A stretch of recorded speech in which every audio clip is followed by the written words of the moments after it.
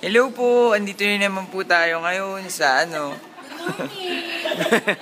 After po ng party-party namin kagabi. Ito mga paus-paus na. Ayan.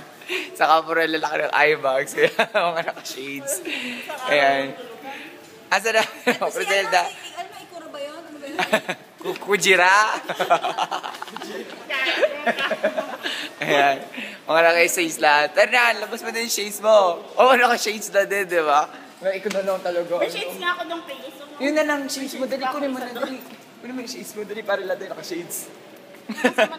Ayan, dito nga pala. Ito pala yung locker sa Japan. So, kung marami kang gamit, tapos sasakay ka na, gagala-gala ka, pwede mong iwan yung gamit mo dito sa mga locker.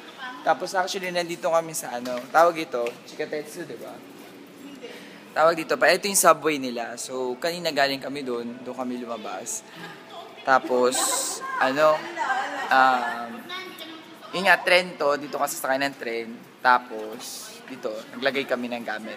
Tapos, papunta kami ngayon sa Spa World ng Osaka para mag-swimming. So, excited na lahat.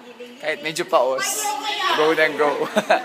So, kita kasi nila mamaya. Sana makapag-video kami sa swimming. Si Kay. Kay, paano yung sayo ni Griselda? Kay, paano yung sayo ni Griselda? Ngayon ni Griselda. Sige, bye-bye.